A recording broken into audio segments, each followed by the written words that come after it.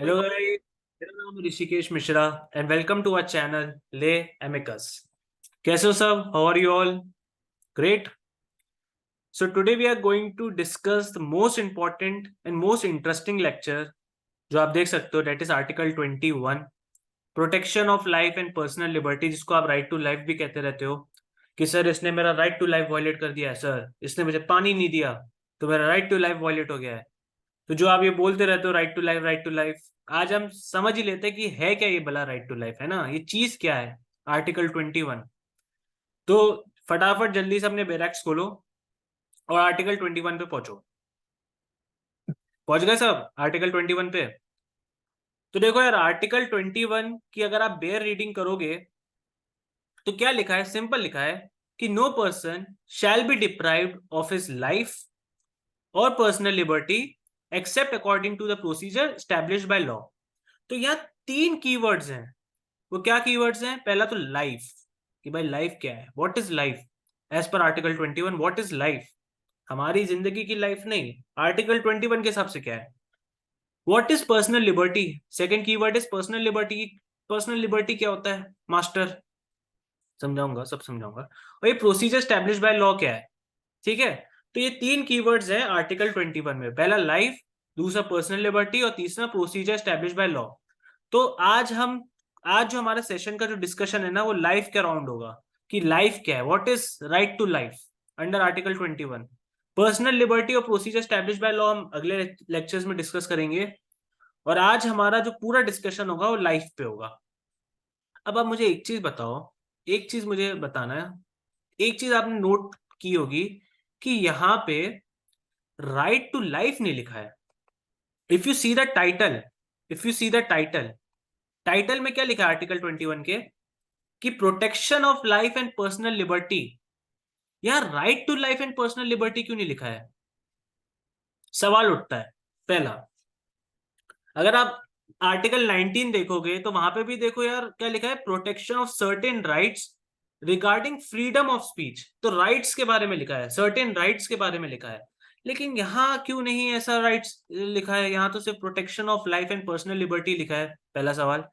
दूसरा सवाल, मास्टर इतना नेगेटिवली वर्डेड क्यों है कि no person shall be deprived of his life और personal liberty?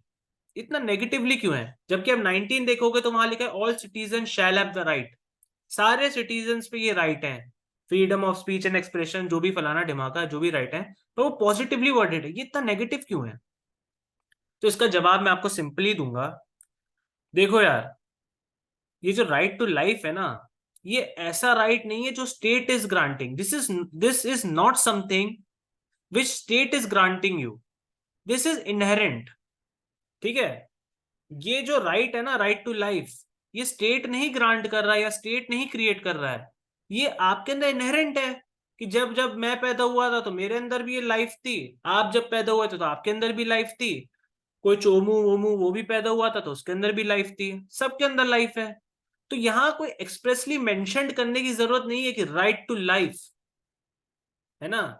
Rather it should be said it needs to be protected, कि जो हमारे अंदर लाइफ है, जो हमारे राइट टू लाइफ है, जो आपके अंदर राइट टू लाइफ है, वो प्रोटेक्टेड हो, ना कि एक्सप्रेस्ड हो। क्योंकि यहाँ पे this is not something which state is granting, right? State is not granting these rights. Article 19 में क्यों ये पॉजिटिवली लिखा हुआ है कि all citizen shall have the right? क्योंकि state is granting those rights, state is giving you those rights. But here, why it is negatively worded? Because state is not granting these rights, it is inherent. ठीक है? State नहीं दे रहा है ये right आपको, ये inherent ही है, ये आपके अंदर है ही, पहले से ही है। तो there is no need to mention right here कि right to life, rather it needs to be protected, कि जो आपके अंदर राइट है ना, राइट टू लाइफ, वो प्रोटेक्टेड हो। वो जो इनहेरेंट राइट है ना, वो प्रोटेक्टेड हो। तो कौन प्रोटेक्ट करेगा? किसकी ड्यूटी है सर प्रोटेक्ट करना? स्टेट की ड्यूटी है। तो स्टेट कह रहा है कि आप जिंदा हो तो आपके अंदर ये राइट टू लाइफ तो ऑलरेडी है, इसका हमारा हमसे इस पे कोई लेना देना है ही नहीं। रेदर हमारी क्या ड्यूटी है कि हम आपका राइट टू लाइफ प्रोटेक्ट करें, कि कोई पर्सन आपका राइट टू लाइफ डिप्राइव ना कर दे, कोई पर्सन आपकी पर्सनल लिबर्टी को डिप्राइव ना कर दे। ठीक है, यही तो लिखा है, देखो ना यहाँ पे क्या लिखा है कि no person shall be deprived of his life और पर्सनल लिबर्टी। तो स्टेट क्या कह रहा है कि राइट टू लाइफ लिखने की जरूरत नहीं है, क्योंकि because we are not granting you these rights, you have it, it is inherent in you, ये आपके पास है, तभी हमने यहाँ पे राइट नहीं लिखा है। Rather we have right protection, क्योंकि हमारा ड्यूटी क्या है, प्रोटेक्ट करना।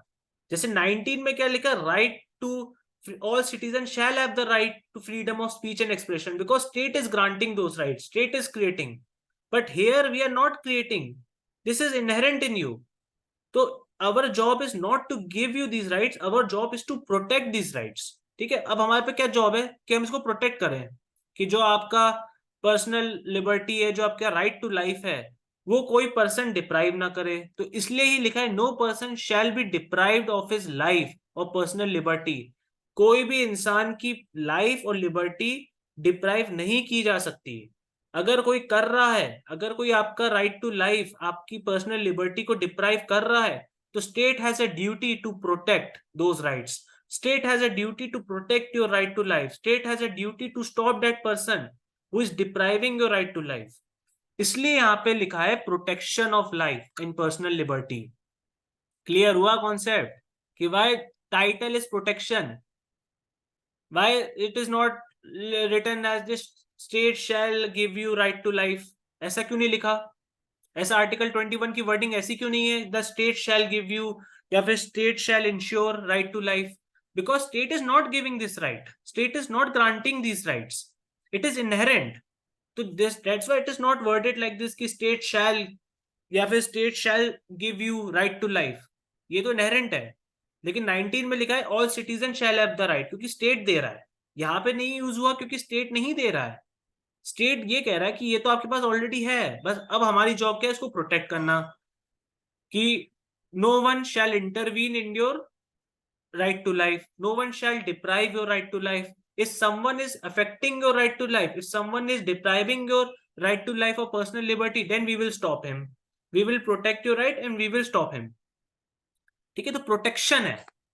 क्लियर हुआ कॉन्सेप्ट? मजा आया सुनने में? तो यही लिखा हुआ है यहाँ पे कि why word right has not been used and why article is worded in negative। reason is the word right has not been used in article 21 as life and personal liberty are two things which exist in per se। ये exist ही कर रहा है because a person exist, अगर person exist कर रहा है तो ये भी exist कर रहे हैं। तो ऐसा ये this is not something that's this is not something that state is giving you, it is existing per se, it is not conferred by the state distinctly, hence it is not declared to be right, rather it is simply protected। तो state क्या कह रहा है कि भैया आप जिंदा हो तो आप पे राइट टू लाइफ तो है, हमारा उससे कोई लेना देना नहीं है। हम इसलिए नहीं लिख रहे कि state that all citizen shall have right to life, because हम नहीं ग्रांट कर रहे हैं, आप पे ऑलरेडी है, it is inherent. Rather it our job is to protect your right, कि no one shall be deprived of his personal of his life और personal liberty. If it is depriving, if someone is depriving your life और personal liberty, then our duty is to stop it. अगर कोई XYZ आपकी personal liberty और life को deprive कर रहा है, तो हमारी ड्यूटी है कि हम उसको रोकें, ठीक है, उसको स्टॉप करें। इवन अस, इवन स्टेट, हम भी आपकी पर्सनल लाइफ, आपकी जो है आपकी लाइफ, राइट टू लाइफ और लिबर्टी को डिप्राइव नहीं कर सकते। ठीक है, हम भी नहीं कर सकते, ना कि एक प्राइवेट इंडिविजुअल। तो दो लोग नहीं कर सकते। कौन दो लोग नहीं कर सकते? एक तो स्टेट नहीं कर सकता, एक प्राइवेट इंडिविजुअल। अगर ये दोनों करते हैं, अगर प्राइवेट इंडिविजुअल आपका राइट टू लाइफ और पर्सनल लिबर्टी को डिप्राइव करता है, तो हम उसको रोकेंगे। ठीक है, हम उसको रोकेंगे। ठीक है, क्लियर हुआ कॉन्सेप्ट? मजा आया? ये इनहेरेंट है, इसलिए ये नेगेटिवली वर्डेड है। जैसे 482 CRPC कि no one shall affect the power of inherent power of high court, no one, no no, मेरा वो भी नेगेटिवली वर्डेड है, क्योंकि वो भी सेव कर रहा है कि ये तो ऑलरेडी है, बट कोई इसको अफेक्ट नहीं कर सकता। तो राइट टू लाइफ तो आप पे ऑलरेडी है, state is not giving you, but state की क्या ड्यूटी कि कोई आपकी राइट टू लाइफ को डिप्राइव नहीं कर सकता, अफेक्ट नहीं कर सकता। ठीक है, क्लियर हुआ कॉन्सेप्ट? तो यही आर्टिकल 21 की वर्डिंग से, no person shall be deprived of his life और personal liberty, since it is inherent it is negatively worded. चलिए, ये कॉन्सेप्ट तो समझ में आया। फिर मैंने आपको बताया इसके आगे कि दो लोगों को पे जिम्मेदारी है। आर्टिकल किस पे लग रहा है? दो लोगों पे लग रहा है। Whether article applies on state और प्राइवेट इंडिविजुअल, दोनों पे ही लग रहा है। The article 21 does not use the word the state and therefore it is applicable upon both state as well as private individual. However, state shall have primary responsibility and it should ensure that it does not take away life and personal liberty. So state has a duty to protect your life or personal liberty. इसकी duty है, तभी protection of life लिखा है. This is not something that state is granting you. This is not the right that state is granting you. Rather, state is saying we will protect your right. You have inherent right and we will protect it. It should also ensure that private individual does not deprive other of their lives and personal liberty. अगर कोई private individual किसी की life को deprive कर रहा है, किसी person की लाइफ को डिप्राइव कर रहा है, तो स्टेट रोकेगा. लेकिन अब देखो, प्राइवेट इंडिविजुअल से रिलेटेड एक कॉन्सेप्ट है कि अगर मान लो किसी फलाना डिमाका, एक इंसान है फलाना डिमाका, उसने आपकी राइट टू लाइफ को डिप्राइव किया, और अगर आप उसके अगेंस्ट रिट फाइल करते हो अंडर आर्टिकल 32, आप रिट फाइल करते हो, तो it is not directly maintainable. What I am trying to say that writ against a private individual is not directly maintainable. You need to make a state a party. ठीक है, तो कहने का तात्पर्य यह है कि you can actually enforce the right against a private individual. आप प्राइवेट इंडिविजुअल के अगेंस्ट अपना राइट इन्फोर्स कर सकते हो, but the only requirement is you need to make a state a party. अब स्टेट को क्यों सर पार्टी बना रहे हैं? क्या लॉजिक है? मैं डायरेक्ट क्यों नहीं फाइल कर सकता रेट? अगर वो if he is depriving my life and personal liberty, why not? मैं डायरेक्टली क्यों नहीं फाइल कर सकता रेट? वो इसलिए बेटा, क्योंकि देखो इसमें मैंने आपको क्या बताया कि स्टेट की ड्यूटी है. State has a duty to protect your life. तो अगर कोई फलाना ढिमाका आपका राइट टू लाइफ और पर्सनल लिबर्टी को अफेक्ट कर रहा है, डिप्राइव कर रहा है, तो आप क्या बोलोगे स्टेट को कि बॉस देखो ये फलाना ढिमाका मेरा राइट टू लाइफ और पर्सनल लिबर्टी को डिप्राइव कर रहा है, kindly take action. You are telling state to take action against that person. तो आपको अगर रिट फाइल करनी है अगेंस्ट अ प्राइवेट इंडिविजुअल जो आपका राइट टू लाइफ डिप्राइव कर रहा है, तो you need to make a state a party. The only requirement is you need to make a state a party. आप writ against a private individual directly is not maintainable. अगर आप directly file कर रहे हो without making a state a party, then it is not maintainable. You need to make a state a party because you are telling state कि boss, it is your duty.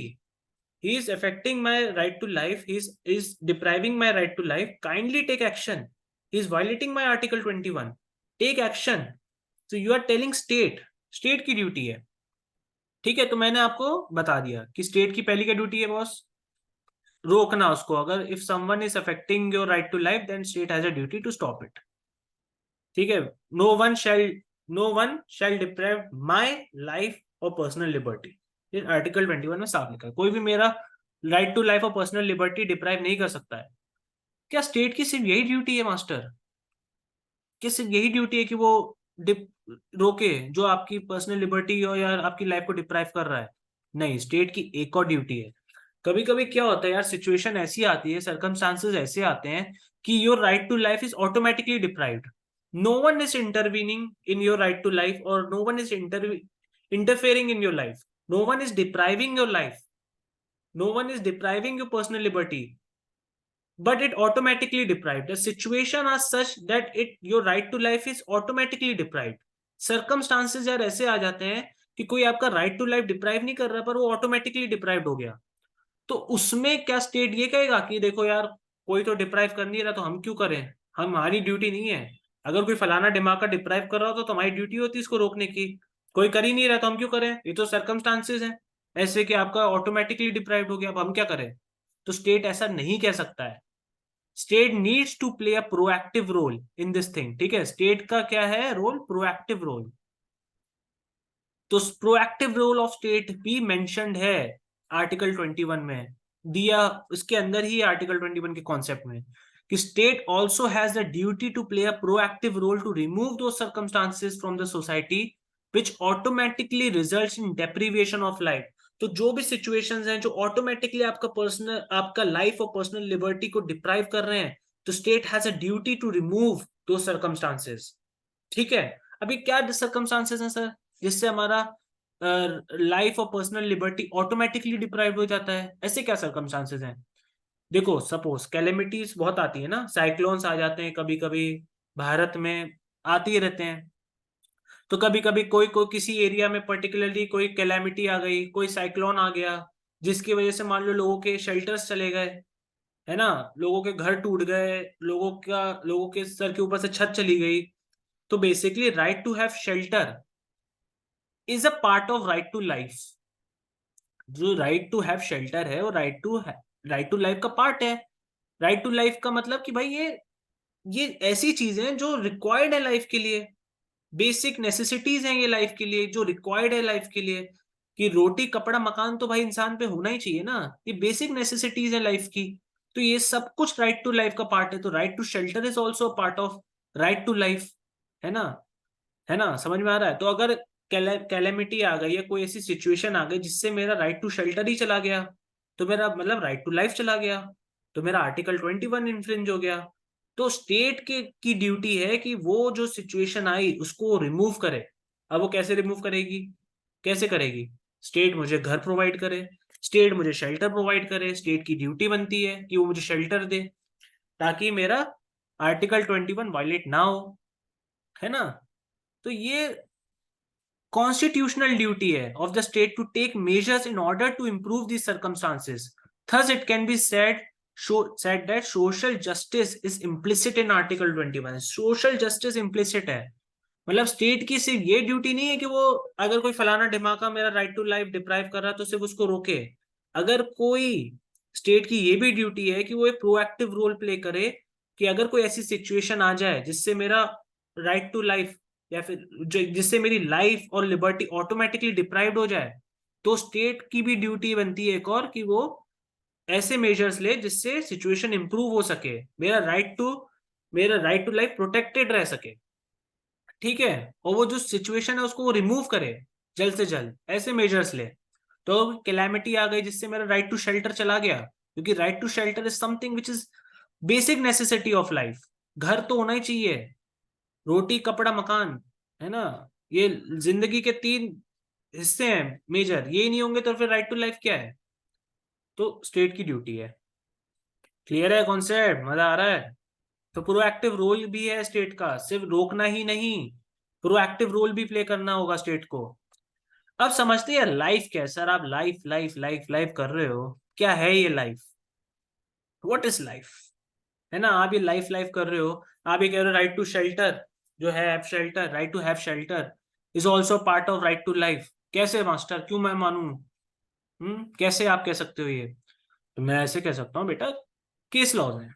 सुनो सुनो सुनो सुनो सुनो। Meaning of life, meaning of life मतलब जिंदगी का meaning तो हर किसी का कुछ ना कुछ अलग होता है। हमें आर्टिकल 21 के रिगार्डिंग बात कर रहा हूँ। तो आप ये मत कहने लग जाना कि सर हमारा लाइफ का मीनिंग तो अलग है? ऐसा नहीं, ये आर्टिकल 21 की लाइफ का मीनिंग है।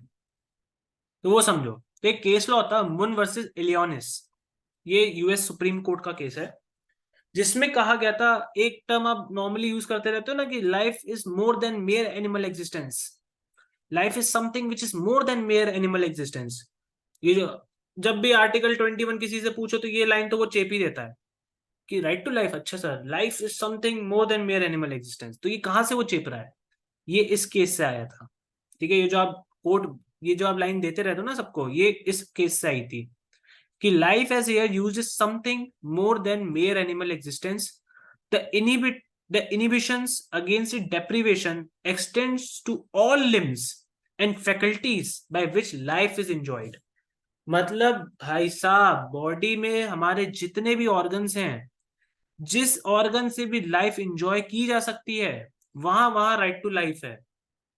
मतलब ऐसा नहीं कि मेरे पे मुंह है तो मैं सिर्फ right to express your thoughts freely ही मैं रिकॉग्नाइज कर रहा हूँ आर्टिकल 21 में। अगर मेरे पास कान है और उससे भी मैं अगर मैं लाइफ एंजॉय कर सकता हूँ, सुन सकता हूँ, तो उससे रिलेटेड जितने राइट्स हैं वो भी आर्टिकल 21 का पार्ट है। अगर मेरे पास पैर है, उससे मैं लाइफ एंजॉय कर सकता हूँ, चल सकता हूँ, तो उससे रिलेटेड भी जितने राइट है, right to move freely, right to move मैं जहां जाना चाहूं मैं जा सकता हूँ. Right to move freely is also a part of right to life, is also a part of article 21. तो ये जो जो फैकल्टीज हैं, जो जो लिम्स हैं एक बॉडी के, जिससे भी मैं लाइफ एंजॉय कर सकता हूँ, वो राइट टू लाइफ का पार्ट है, वो आर्टिकल 21 का पार्ट है. ठीक है. तो it extends to all limbs and faculties by which life is enjoyed. समझ में आ रही है बात? कान से मैं सुन सकता हूँ, तो उससे रिलेटेड जो उससे मैं अपनी लाइफ को एंजॉय कर सकता हूँ कान से. तो उससे रिलेटेड जो राइट्स हैं, जैसे राइट टू हियर, वो भी एक राइट टू लाइफ का पार्ट है. क्लियर हुआ concept? Right to hear, right to speak, मुंह है मेरे पास, इससे मैं लाइफ एंजॉय कर सकता हूं. तो इससे रिलेटेड जितने भी राइट्स हैं, right to speak, right to express your thoughts freely, is also part of right to life. तो it extends to all limbs and faculty by which life is enjoyed. ठीक है. फिर दूसरा केस था Francis Coralie versus UT of Delhi. इसमें बोला गया था कि right to life means right to live with dignity and all that goes along with it. मतलब right to life includes right to live with dignity. Dignified life के बारे में बात कर रहा है कि whatever things that is required to live a dignified life, whatever things that is needed to live a dignified life is also a part of right to life. ठीक है. तो तीन चीजें, रोटी कपड़ा मकान, क्या ये जरूरत है डिग्निफाइड लाइफ जीने के लिए? बिल्कुल जरूरत है. तो ये क्या राइट टू लाइफ का पार्ट है? बिल्कुल पार्ट है. इसलिए ये आर्टिकल 21 का पार्ट है. तो मैंने कहा था शेल्टर क्यों है राइट टू लाइफ का पार्ट? क्योंकि it is necessary to live it is necessary for living a dignified life. ठीक है. तो thing which is necessary for living a dignified life is also a part of right to life and it also a part of article 21. ठीक है. तो whatever things required to live a dignified life is also part of right to life. की bare necessaries of life should be provided. Obviously bare necessaries of life should be provided like what? Adequate, nutrition, clothing, shelter. ये सब भाई bare necessaries है ना. तो these are the things are bare necessaries to live a dignified life. To live a dignified, ये तो बहुत basic चीजें हैं एक डिग्निफाइड लाइफ जीने के लिए. तो ये तो राइट टू लाइफ का पार्ट बनेंगी ही बनेंगी. तो जो भी चीज रिक्वायर्ड है, जो भी चीज रिक्वायर्ड है to live a dignified life will also be a part of right to life. तो bare necessaries of life should be provided as it is required for living a dignified life. Shelter, clothing, कपड़ा तो होना ही चाहिए dignified life जीने के लिए. तो ये राइट टू लाइफ है का पार्ट है. Also bare necessaries for mind, सिर्फ फिजिकली नहीं कि कपड़ा हो गया अपने बॉडी को छुपाने के लिए, जो माइंड के लिए भी बेयर नेसेसरीज हैं वो भी राइट टू लाइफ का पार्ट है. जैसे writing, expressing your thoughts freely. तो bare necessaries for mind should also be provided. ठीक है. Right to think freely. तो इसमें क्या हुआ था, इस केस में क्या हुआ था कि ये जो थे भाई साहब, इनको जेल में लिखने की आजादी नहीं दी गई थी. जनरली क्या होता है कि प्रिजनर्स को नहीं अलाउ करते हैं कि आप कुछ लिखो कुछ पढ़ो, है ना. लेकिन इस केस के बाद बोला गया था कि नहीं, prisoners should also have the right, because these are bare necessaries for living a dignified life. Writing, reading, अगर आप पढ़ने नहीं दोगे एक इंसान को तो वो डिग्निफाइड लाइफ नहीं है. ठीक है. ये सब रिक्वायर्ड है for living a dignified life. Writing is required for living a dignified life. और फिर वही एक और लाइन बोल दी कि it extends to all limbs of the body by which. तो जो भी है पार्ट जिससे आप लाइफ एंजॉय कर सकते हो और जिससे राइट निकल रहा है कोई, तो वो भी राइट टू लाइफ का पार्ट है. ठीक है. सिर्फ एक ही पार्ट रिकॉग्नाइज नहीं करोगे. सिर्फ मुंह को आपने रिकॉग्नाइज कर लिया, कान नाक पता नहीं है हमें. अगर कान से आप लाइफ एंजॉय कर रहे हो और कान से कोई राइट है, राइट टू हियर, तो वो भी राइट टू लाइफ का पार्ट है. ठीक है. तो ये सब बातें कही गई थी. क्लियर हुआ कॉन्सेप्ट कि राइट टू लाइफ क्या है?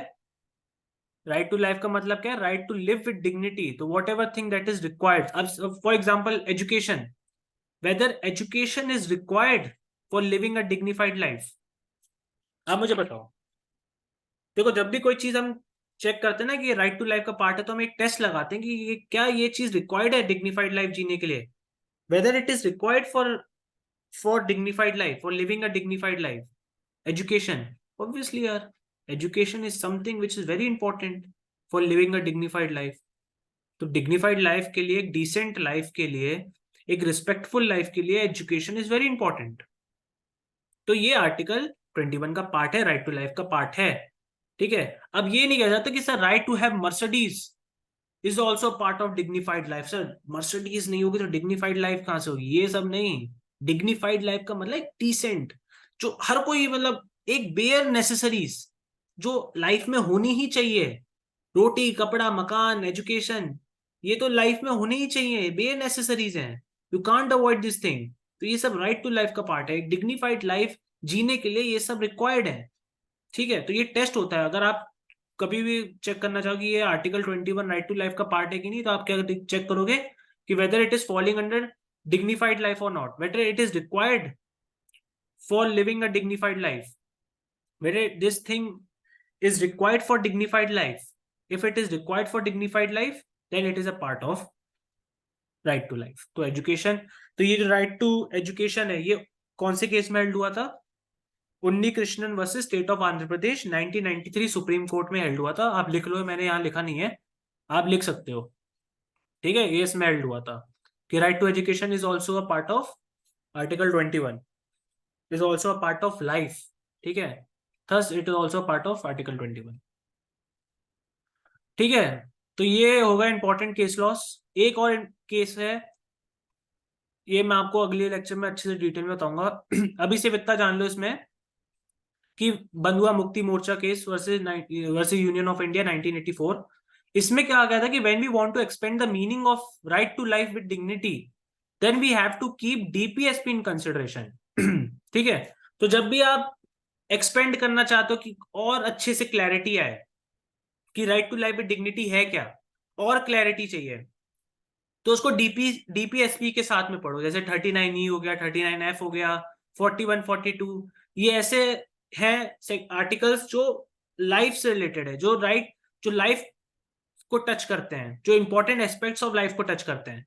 तो if you want to expand the meaning of right to life with dignity, then you need to read with DPSP.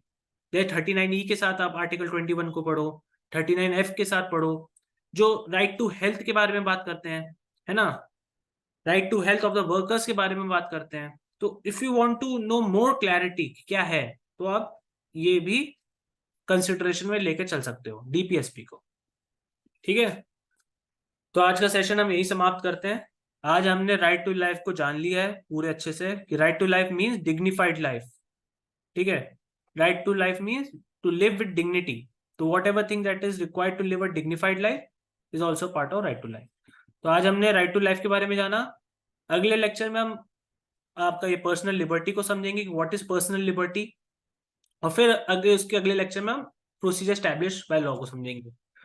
तो आई होप आपको ये सेशन बहुत इंटरेस्टिंग लगा हो, बहुत मजा आया हो। कोई भी डाउट हो तो मुझसे क्लियर कर लेना जल्द से जल्द कमेंट सेक्शन में डाल के। और अगर आपको ये वीडियो अच्छा लगा हो गाइस, तो प्लीज इसको प्यार दें, सपोर्ट करें, शेयर करें ज्यादा से ज्यादा, और मेरे चैनल को सब्सक्राइब करें। ठीक है, तो ये अब हम बंद करते हैं session. Thank you so much guys, thank you, और स्टे ट्यून्ड रहना, बने रहना है हमें। ठीक है, चलिए, thank you guys, bye bye, good night.